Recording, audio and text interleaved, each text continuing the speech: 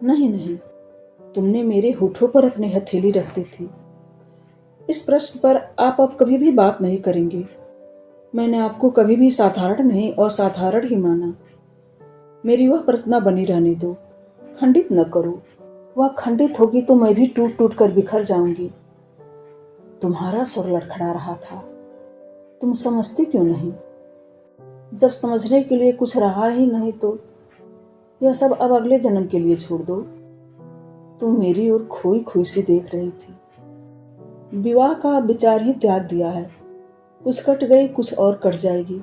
अधिक जीकर भी क्या करना है? एक बार और विचार कर लेना। मेरे मना करने के बावजूद तुम बाहर गेट तक छोड़ने आई थी।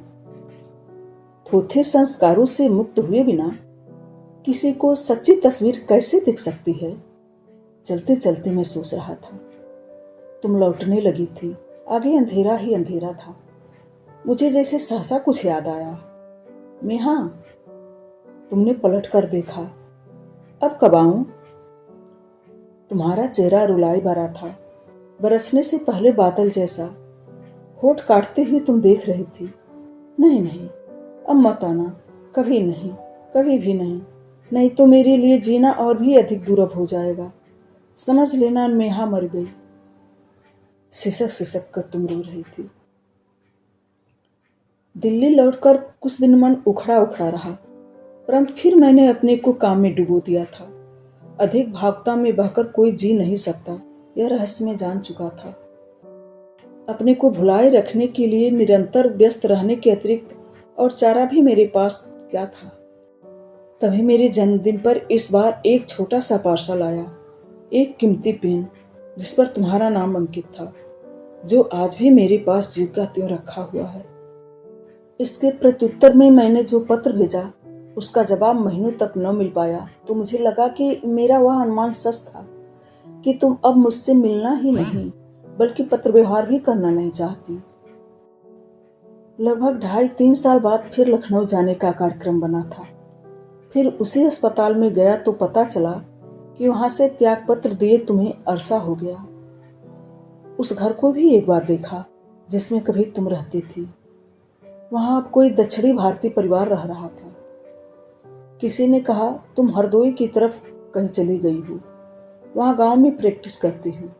किसी ने बतलाया मानसिक रूप से अस्वस्थ रहने के कारण तुमने नौकरी छोड़ दी थी। आज जीवा घर आया था, पता नहीं कितने महीनों बाद। गर्मी की छुट्टियां में गांव गया था पहाड़। नैनीताल गए थे जीवा? हाँ, लौटते समय 10-12 दिन रुका था। अब तो बहुत बदल गया होगा ना नैनीताल? हाँ, बहुत सारे होटल खुल गए हैं। भीड़ भड़क्का भी कुछ ज्यादा है। तुम्हें याद है जब हम पढ़ते थे तब कितनी शांति थी वहां? अंग्रेज तब गए गए ही थे। सड़कें साफ सुथरी, हरे भरे पहाड़, लबालब भरी झील का सड़क तक छलकता जल। कोई मिला था परिचित? कोई नहीं। इतने वर्षों बाद क्या कहीं बैठे रहते हैं परिचित? मेरा भाई वहां दफ्तर में है, उसी के साथ ठहरा था। हाँ गुरु। उसे जैसे सहसा फिर कुछ याद हुआ आया। लौटते समय लेक ब्रिज पर डॉक्टर अनमेहा को देखा था, सुहास की गाड़ी में। कहते हैं तराई के थारू आदिवासी क्षेत्र में उसने कोई चैरिटेबल मोबाइल हॉस्पिटल खोला है। सारा खर्च सुहास देता है। सुहास मिला था? नहीं, वह नहीं मिला था इस बार। सुना है बड़ा अच्छा कारोबार चल रहा है उसका। थारू इलाके में अपने पिताजी के नाम से स्कूल भी खोल लिए हैं। तुम नेहा को देखते ही पहचान गए थे? मैंने कैसा अजीब सवाल पूछा था। हाँ हाँ, कुछ कमजोर सी लगती थी, उजड़ी उजड़ी सी। ईसाई मिशनरियों के जैसे सफेद कपड़े पहने थे। लंबे अरसे के बाद मैं उसी आदिवासी क्षेत्र से होकर घर जा रहा था। वहां पता चला कि वह चलता फिरता अस्पताल अब नहीं दिखलाई देता। पहले खटीमा बनबसा सेनापाती से हर हफ्ते नियमित रूप से आता था। रोगियों को दवाइयां बांटकर चला जाता था। किसी ने बतलाया नेपाल की तराई के सरहद के उस पार भी थारू रहते हैं, जिनकी स्थिति और भी दयनीय है। हाँ, हो सकता है तूने अब वहीं अस्पताल खोल लिया हो। पुल से आती जाती गाड़ी कई बार लोगों को दिखलाई दी थी। किसी ने कहा घने जंगल में टूटी फूटी गाड़ी के अवशेष उन्होंने देखे थे। कोई दुर्घटना हो गई हो या जंगली हाथी ने गाड़ी उलट दी हो। सामने टंगे कैलेंडर की ओर देख रहा था। नारियल के हरे भरे वृक्ष और उनके झुरमुट में तैरते एक लंबी सी पतली नौका। अभी कल ही तो बदला था यह। इससे पहले कोई और चित्र था, इससे पहले, उससे पहले, उससे पहले। कितने चित्र, कितनी तिथियां बदल गई थी, पर कुछ भी बदला बदला सा लगता नहीं। सब कुछ वैसा का वैसा ही दिखता है। मन की अंतरंग दुनिया में शायद दिन महीने नहीं होते, न वर्ष ही बदलते हैं। जो जैसा था वह वैसा ही सजोया सा रहता है।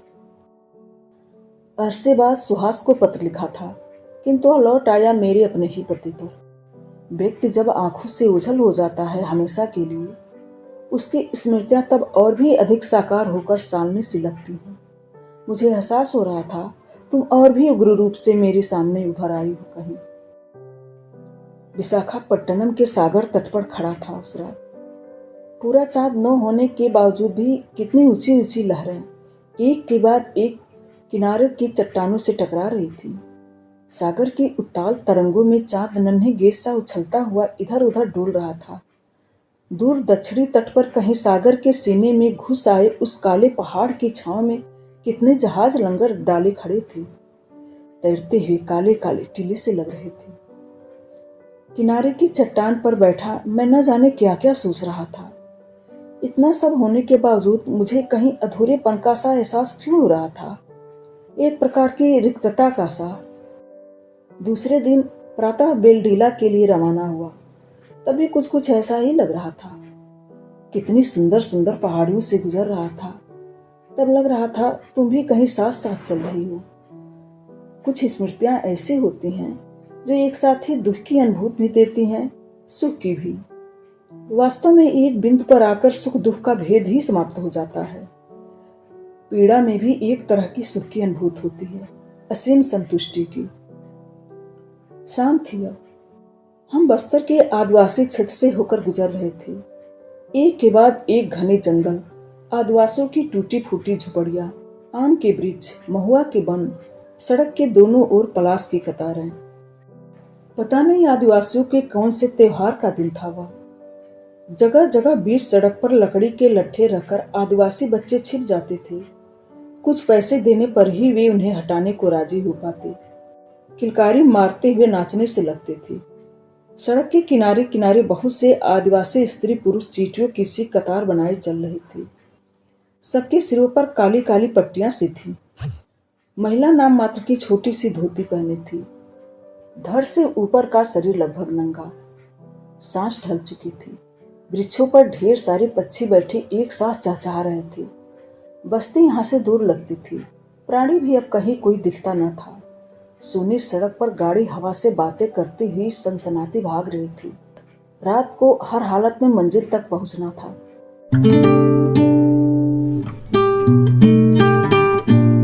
इस कहानी का शेष भाग अगले वीडियो में। धन्यवाद।